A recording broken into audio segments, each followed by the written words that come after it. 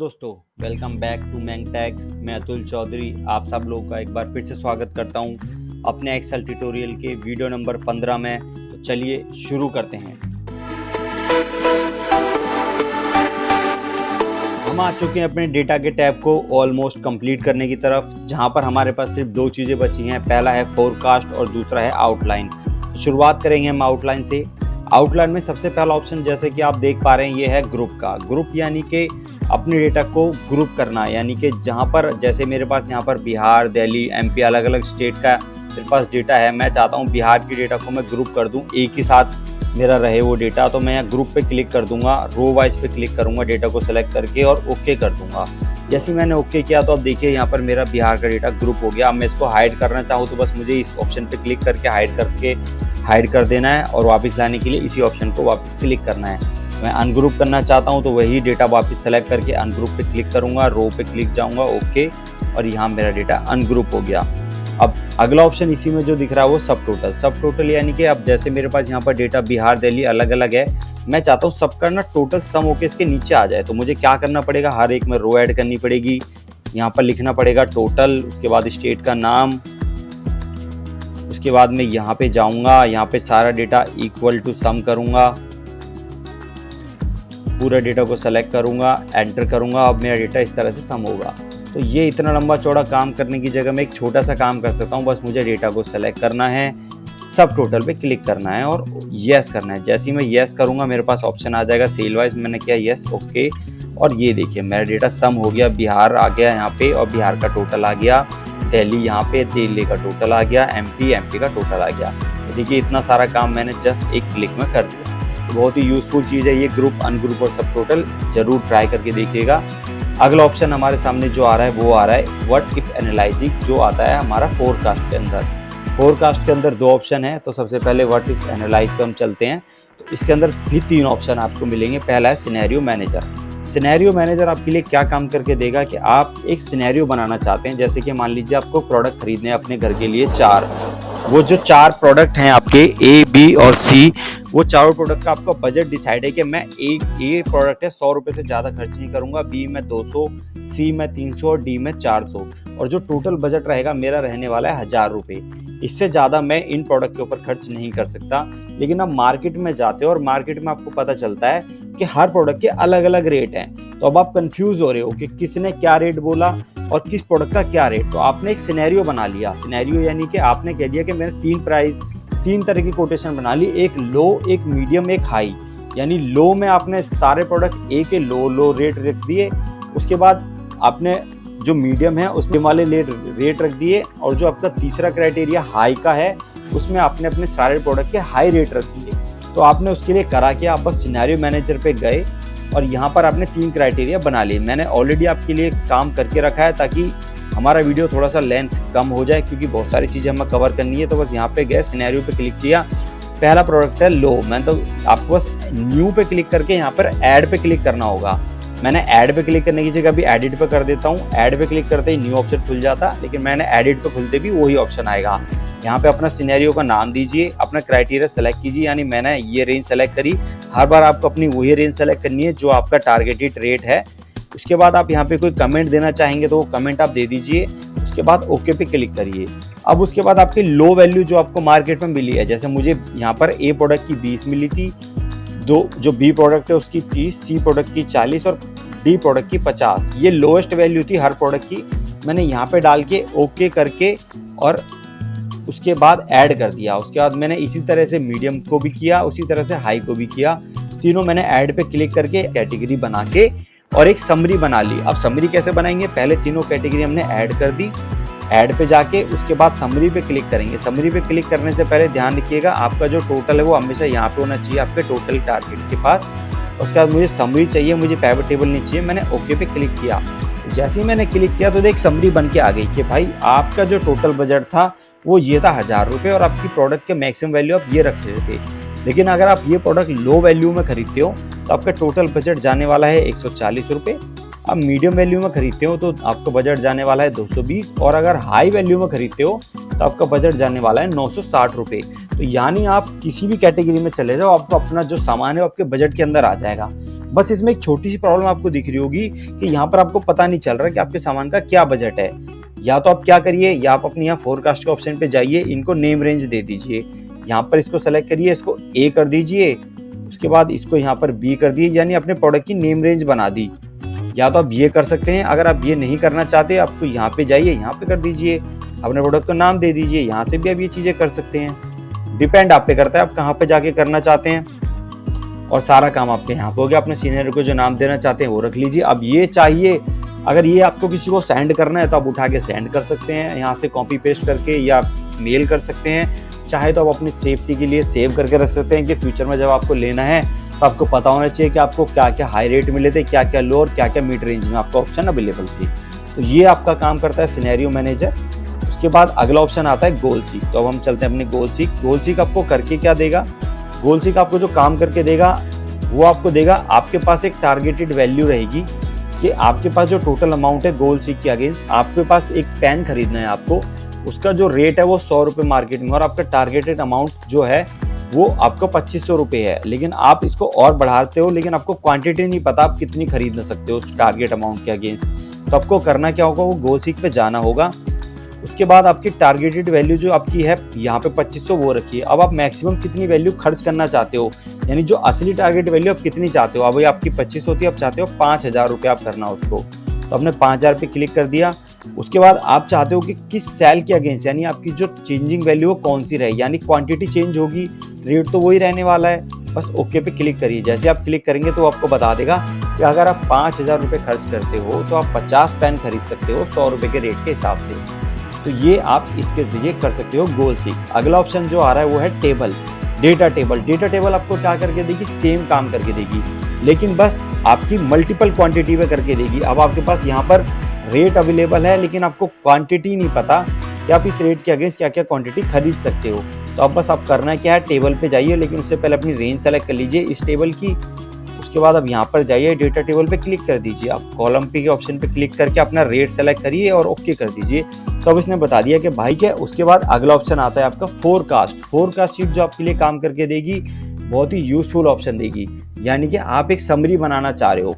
Summary यानी आपके पास 4 week का 6 वीक का डेटा है आपके पास, वीक 1 से लेके 6 तक का, और आपने हर वीक कितनी कितनी सेल करी है वो भी यहाँ दिखा रहा है। लेकिन अब आपको पता नहीं चल रहा कि अगर ये सेल आपकी हर वीक बढ़ती है या घटती है या सेम क्राइटेरिया पे चलती है, तो आपको नहीं पता क्या होने वाला है आगे। लेकिन आप एक सिनेरियो बना सकते हो। वो सिनेरियो बनाओगे कैसे, आप यहाँ पर जाइए, अपने डेटा को सेलेक्ट करिए सबसे पहले। उसके बाद फोरकास्ट के ऑप्शन पे क्लिक करिए, और यहाँ पर आपके सामने 3 ऑप्शन आ रहे हैं। यहाँ पर आप पहला ये ऑप्शन देखिए फोरकास्ट। आप जो फोरकास्ट एंड करना चाहते हो, 8 मंथ में करना चाहते हो, 8 वीक में चाह रहे हो या 10, मैं कह रहा हूँ भाई मेरा डेटा 10 वीक तक लेके जाओ आप। उसके बाद क्राइटेरिया पे क्लिक करिए, ओके कर दीजिए। तो ये एक उसने आपके लिए चार्ट बना दिया। अब इस चार्ट को हम पहले थोड़ा सा मॉडिफाई कर लेते हैं और इसको एक थोड़ा रीजनेबल वे में ले आते हैं यहाँ पे, और थोड़ा सा डिजाइनिंग कर लेते हैं ताकि देखने में हमें अच्छा लगे और समझ आए कि क्या चल रहा है। तो अब ये हमारा चार्ट बनके रेडी है। तो अब हम यहाँ पे आते हैं, इसने हमें करके क्या दिया वो देख लेते हैं। तो हमारे पास देखिए, जैसे मैंने आपको बताया था कि हमारे पास डेटा अवेलेबल था वीक 1 से लेके 6 तक का। तो पहले वीक में 100 रुपये सेल हुई, दूसरे वीक में 200, फिर तीसरे में 300 के, लेकिन चौथे में वापस हम नीचे आ गए, 5वें में ऊपर हुई, 6ठे में ऊपर गई, लेकिन 7वें में हमें नहीं पता क्या होने वाला था। तो इसने हमें एक सिनेरियो बना के दिया कि अगर भाई आप सेम रेंज में चलोगे ना, आप सेम रेंज में चलोगे तो आपकी ये सेल होने वाली है 7वें वीक में, 8वें में, 9वें में, 10वें में। लेकिन अगर आपकी सेल लो होती है तो आपकी ये हो जाएगी 71, 88, 105, 122। अगर आपकी सेल बढ़ती है तो आपकी 411, 431, 451, 471 ये हो जाएगी। यानी आपको उसने अपर का भी सिनेरियो दे दिया, लो का भी सिनेरियो दे दिया, अगर सेम सिनेरियो रहने वाला है वो भी दे दिया। तो अब ये एक बेटर ऑप्शन है, आप अपनी रिपोर्ट में इजीली लगा सकते हो। बस आपको डेटा सेलेक्ट करके चिपकाना है वहाँ पे, और आपको पता चल जाएगा कि अगर हमारी इसी तरह से कंडीशन रही तो क्या होगा, कंडीशन नीचे आती है तो क्या होगा, और कंडीशन अच्छी होती है तो क्या होगा। तो ये बहुत ही अच्छा ऑप्शन है एनालाइज करने का अपनी रिपोर्ट को। तो इस ऑप्शन को जरूर यूज कीजिएगा और जरूर मुझे बताइएगा आपने इसको कहाँ यूज किया। तो चलते हैं हम अपने डेटा टैब को कंप्लीट करने के बाद अगले ऑप्शन पे, जो है रिव्यू टैब। रिव्यू टैब में हम आते हैं। रिव्यू टैब में जैसे हमारे पास सबसे पहला ऑप्शन आ रहा है स्पेलिंग का। बहुत सिंपल है, किसी को बताने की मुझे नहीं लगता जरूरत पड़ेगी कि अगर आपकी किसी भी डेटा में कोई स्पेलिंग की गलती है तो बस वो डेटा आपको चेक करने के लिए आंसर मिलेगा। यहाँ पहला ऑप्शन है बिहार का, तो मैंने इसको सेलेक्ट किया, स्पेलिंग पे क्लिक किया तो इसने मुझे ऑप्शन दे दिया बिहार, ये रहा। मैं करेक्ट चेंज पे क्लिक करके क्लोज कर दूंगा, मेरा आंसर एकदम परफेक्ट हो गया, मेरी गलती उसने पकड़ ली और सही कर दी, तो स्पेलिंग चेक होती है। तो अगला ऑप्शन आ रहा है टुशेरियस का। यहाँ पे टुशेरियस के अंदर आपको क्या होता है कि आपके डेटा के मल्टीपल ऑप्शन वो आपको देगा, नाम यानी एक जो हम कहते हैं किसी वर्ड के पर्यायवाची हिंदी में।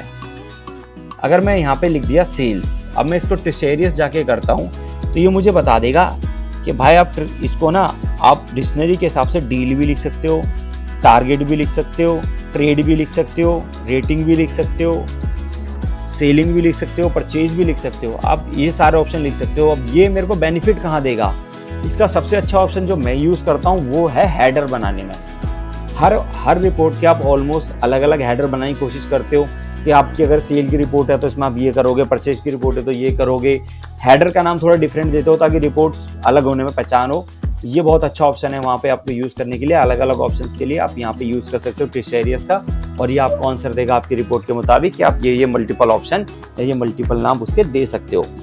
उसके बाद अगला ऑप्शन आ रहा है वर्कबुक के स्टैटिक्स का, यानी कि वर्कबुक के अंदर आप क्या क्या कर रहे हो, इस वर्कबुक में क्या क्या है, आपने क्या क्या यूज़ कर लिया। तो देखिए वर्कबुक देखो या करंट शीट देखो, दोनों में सारी चीज़ें सेम ही दिखाएगा आपको कि कितनी शीट हैं इसके अंदर, 7 हैं। उसके बाद यहाँ पे आपके ये देखोगे कि सेल के जो आपका कितने सेल का डेटा यूज़ है, यहाँ पे 350, टेबल कितनी है 1, फॉर्मूलाज कितने लग रहे हैं 27, चार्ट कितने हैं 1, और एक्सटर्नल कंडीशन कितनी है 12। तो इस तरह की चीज़ें आपको यहाँ मिलने वाली हैं, ये शीट में कितनी है और वर्कबुक में कितनी, तो ये सारी चीज़ें आपको इसके अंदर मिल। आपके सामने चेक एक्सेसिबिलिटी आपको क्या करके देगी, एक्सेसिबिलिटी आपको करके देगी आपके डेटा की एक्सेसिबिलिटी, यानी कि चेक एक्सेसिबिलिटी पर आप जैसे क्लिक करोगे ना तो सबसे पहले आपकी वर्कबुक का एनालाइज करेगी और आपको बताएगी कि वर्कबुक में आपने कहाँ कहाँ गलती करी है। अब ये भी हो सकता है कि वो गलती ना हो, आपके हिसाब से आपने वो सही करा हो, लेकिन इसको लगता है वो गलती है, तो डिपेंड आप चेक कर लीजिए। जैसे सबसे पहले यहाँ पे आ रहा है एक रिव्यू डिस्क्रिप्शन ऑल टेक्स्ट 2, तो यानी कि मेरी यहाँ पर शीट में एक इमेज है। अब ये कह रहा है कि भाई इस इमेज के अंदर आपने कुछ लिखा ही नहीं है, इस इमेज को कोई रिलेशन ही नहीं दिया है, क्यों डाली है, क्या मतलब है, अगर किसी को भेजोगे तो वो क्या समझेगा इसको देख के, बस एक इमेज है, इसका कोई डिस्क्रिप्शन तो दिया ही नहीं है। तो ये कहना चाह रहा है कि इसका डिस्क्रिप्शन दो, तभी ये एरर नहीं रहेगा। उसके बाद ये कह रहा है कि आपने शीट का नेम भी नहीं दिया है, तो भाई शीट का नेम भी दो, 7 शीटों का नाम दे रहे हो, उसका नाम नहीं दे रहे, तो ये आपको एरर बता रही है। अब हो सकता है मेरे लिए एरर ना हो, लेकिन इसके लिए तो भाई एरर है, तो डिपेंड करता है आप क्या इसको समझते हो। तो ये ही आपको ये आंसर देने वाली है, टैक्स के बेस पे भी, सेल मर्ज अनसेल के बेस पे भी। जैसे यहाँ पे मैंने लिखा हुआ है सेल और टूल, अब मैंने ये हो सकता है कि दोनों डेटा का सेम नाम दे दिया, लेकिन ये इसके लिए एरर होगा, ये कहेगा कि भाई आप क्या कर रहे हो, ये एरर है, ये कहेगा भाई ये एरर है, मर्ज सेल आप जो कर रहे हो ये एरर है, इसको अनमर्ज करो। देखिए उसने अनमर्ज कर दिया मेरे लिए उसको, तो ये हमारे लिए चेक एक्सेसिबिलिटी करके देता है आपको आपके सेल का आंसर। उसके बाद अगला ऑप्शन आ रहा है स्मार्ट लुकअप। स्मार्ट लुकअप भी बहुत अच्छा ऑप्शन है, आपको सीधा गूगल से कनेक्ट कराता है, या आप कह लीजिए माइक्रोसॉफ्ट है तो बिंग से कनेक्ट कराएगा आपको। यहाँ पे स्मार्ट लुक पे क्लिक करिए तो ये जिस वर्ड पे आपने रखा उस वर्ड का आंसर देगा आपको। यहाँ पे मैंने एक्सेल पे क्लिक करा हुआ था, उसने एक्सेल के मुझे गूगल पे क्या डेफिनेशन है वो निकाल के दे दी। इसी तरह से मैं सेल्स को रखूँ या टूल्स को रखूँ या टोटल को रखूँ, जो भी मैं कहूँगा उसका मुझे डेफिनेशन निकाल के दे देगा। तो ये हमारा स्मार्ट लुकअप करके देता है, और ट्रांसलेट मतलब ट्रांसलेट करके देगा मेरे डेटा को मुझे ट्रांसलेट करेगा, किस लैंग्वेज में करेगा, मुझे लैंग्वेज सेलेक्ट करनी पड़ेगी। अभी इंग्लिश है, मैं चाहूँ तो इंग्लिश की जगह स्पेनिश, जर्मन, फ्रेंच जो आप कर सकते हैं, जो आपको समझ आती है वो आप इजीली यहाँ कर सकते हैं और आपको आंसर आपका मिल जाएगा। उसके बाद अगला ऑप्शन आता है हमारे सामने जो आ रहा है कमेंट का। कमेंट क्या होता है कि आपके पास एक डेटा आप रिपोर्ट बना रहे हो, लेकिन उसमें जगह जगह आपको कुछ लिखना है, लेकिन वो बहुत ज़्यादा वे में आप नहीं चाहते कि वो आपके डेटा में दिखे, अलग अलग किसी को भी दिखाई दे, या जब आप वो देखना चाहो तभी दिखे। तो उसके लिए सबसे बेस्ट ऑप्शन होता है कमेंट। आप राइट क्लिक करके इंसर्ट कमेंट पे क्लिक करिए तो इस तरह से आ जाएगा, या आप चाहिए यहाँ पर जाकर इंसर्ट कमेंट पे क्लिक कर दीजिए, हर जगह वो कमेंट की तरह आ जाएगा। यहाँ पर आप यहाँ पे जो लिखना चाहते हैं वो आप लिख सकते हैं ईजिली, वो आपको जब भी आप क्लिक करके देखेंगे आपको दिखाई देगा। तो ये बहुत अच्छा ऑप्शन है। डिलीट करने के लिए डिलीट का ऑप्शन है। अब यहाँ पर आप कमेंट पे मल्टीपल कमेंट ऑफ प्रीवियस जाके देख सकते हैं, नेक्स्ट जाके देख सकते हैं। आपके पास सारे ऑप्शन है प्रीवियस नेक्स्ट का। आप चाहते हैं सारे हाइड रहें, सारे हाइड रहेंगे। यहाँ से आप चाहोगे सारे शो हो जाएं तो सारे एक साथ शो भी हो जाएंगे, डिपेंड करता है आप कैसे। तो ये बहुत अच्छा ऑप्शन होता है कमेंट का, बहुत कॉमनली यूज आने वाला होता है, तो आप ये यूज कर सकते हैं। उसके बाद अगला ऑप्शन आपके सामने आ रहा है यहाँ पे प्रोटेक्ट में। पहला ऑप्शन है प्रोटेक्ट शीट। अब आपकी शीट आपको प्रोटेक्ट करनी है, किसी को भी आप शीट भेज रहे हैं, आप चाहते हैं बस वो देखे, कुछ चेंज ना कर पाए, तो बस आपको कुछ नहीं करना, प्रोटेक्ट पे अपना यहाँ पे आपको पासवर्ड दे देना है। मैंने जो भी पासवर्ड दिया कुछ चेंज करने की जरूरत नहीं, यहाँ पे इसको ऐसे ही रहने दीजिए और ओके पे क्लिक कर दीजिए। दोबारा भी वही आपसे पूछेगा, आप पासवर्ड दीजिए और ओके कर दीजिए। अब इसमें आप जैसे कोई चेंज करने लगेंगे तो वो कहेगा अब जी पासवर्ड डालो भाई, पहले आप जाइए यहाँ पे पासवर्ड डालिए, और पासवर्ड वही डालेगा, या तो आपने दिया होगा उसको वही डाल पाएगा और वही चेंज कर पाएगा। तो ये बहुत ही अच्छा ऑप्शन है प्रोटेक्ट शीट का आपका। उसके बाद अगला ऑप्शन है प्रोटेक्ट वर्कबुक। अब वर्कबुक प्रोटेक्ट करने के लिए भी सेम चीज़ है, आप पासवर्ड डालिए यहाँ पे और इसको ओके कर दीजिए। अब जो भी इस वर्कबुक पे काम करेगा तो वो इसमें कुछ नहीं कर पाएगा, क्यों? क्योंकि ना ही वो नई शीट ऐड कर सकता, क्योंकि वर्कबुक में शीट ऐड नहीं कर सकते। अब आपने उसको वर्कबुक की प्रोटेक्शन कर दिया है। उसके अलावा यहाँ पे सारे ऑप्शन हाइड हो गए हैं, जो चीज़ आप नहीं करने दे रहे हो उसको, वो सारे ऑप्शन। तो ये भी बहुत अच्छा ऑप्शन होता है वर्कबुक का। अब उसको हाइड कर सकते हैं। जब आपको वापस ये करना हो तो उसके लिए फिर वापस जाइए, यहाँ पे अपना पासवर्ड डालिए और उसको अनब्लॉक कर लीजिए। उसके बाद अगला ऑप्शन आ रहा है अलाउ एडिट रेंज। अब ये बहुत अच्छा ऑप्शन है। आप चाहते हो कि जिस पर्सन को आप ये दे रहे हो अपनी शीट काम करने के लिए, यहाँ पर किसी एक एरिया पे काम कर पाए। जैसे ये डेटा मैं यहाँ पे गया, मैंने इसको सेलेक्ट किया, बस इसी न्यू रेंज पे मैंने क्लिक किया, रेंज को मैंने नाम दे दिया, रेंज मेरी ऑलरेडी सेलेक्ट थी, मैंने पासवर्ड दे दिया यहाँ पे एक अलग, और इसको परमिशन पे क्लिक कर दिया, ओके पे क्लिक कर दिया और ओके। उसके बाद एक दोबारा से उसी पासवर्ड को ओके कर दिया। अब मैं प्रोटेक्ट शीट और कर दूंगा, यहाँ से शीट का मैंने अलग पासवर्ड दे दिया, ये मैंने सबको नहीं बताया। अब जो पर्सन इस पे काम करेगा, इस पे वो काम नहीं कर पाएगा, लेकिन इस पे काम करने के लिए उसे पासवर्ड मांगा जाएगा। अगर उसको पता होगा जो आपने दिया होगा तो वो इस पे काम कर पाएगा, और अगर यहाँ पे वो करना चाहेगा तो वो कुछ नहीं कर पाएगा, क्योंकि यहाँ के लिए तो उसको अलग पासवर्ड डालना पड़ेगा। तो ये आपने अपनी शीट किसी को भी कभी भी शेयर करें तो ये बहुत अच्छा ऑप्शन है। डिलीट करना चाहें तो यहाँ से डिलीट कर सकते हैं, मॉडिफाई करना चाहे तो मॉडिफाई कर सकते हैं। ये बहुत ही सही ऑप्शन है जो आपको नॉर्मली यूज आएगा हमेशा अपनी एक्सेल पे काम करते वक्त। उसके बाद अगला ऑप्शन आ रहा है हाइडिंग। हाइडिंग क्या होती है? अगर आपके इसमें ड्रॉ का ऑप्शन है, ये ड्रॉ का ऑप्शन नहीं आ रहा तो मैंने आपको पहले भी बताया था, मोर के ऑप्शन पे जाइए, मोर ऑप्शंस में जाइए, यहाँ पर आपको कस्टमाइज रिबन में जाइए और यहाँ पर ड्रॉ का ऑप्शन पे क्लिक करके कर लीजिए और ओके पे क्लिक कर दीजिए, ये ऑप्शन आ जाएगा। अब जो भी आपने पेन चलाया है अपने उसमें कहीं भी कुछ ड्रॉ किया है, अगर वो आपको सारी चीज़ें हाइड करनी है तो रिव्यू में जाइए, हाइड कर दीजिए एक साथ, या तो हाइड ऑल या डिलीट ऑल, या जो भी आप करना चाहते हैं वो सारी चीज़ें यहाँ से आप इजीली कर सकते हैं। तो ये थे हमारे सारे ऑप्शन रिव्यू टैब के और डेटा टैब के। इसके साथ ही हमारे रिव्यू तक के टैब के सारे ऑप्शन कंप्लीट होते हैं। इस वीडियो में आज के लिए इतना ही, मिलते हैं अगले वीडियो में। जब तक के लिए चैनल को सब्सक्राइब करें, वीडियो को लाइक करें और ज़्यादा से ज़्यादा लोगों को शेयर करें, ताकि हमारे इस ट्यूटोरियल को वो भी देख पाएँ और एक्सेल को बेसिक से समझ पाएँ कि क्या होती है, कैसे यूज़ करते हैं, और फ्यूचर में अपने आप को ग्रो कर पाएँ। धन्यवाद, थैंक यू।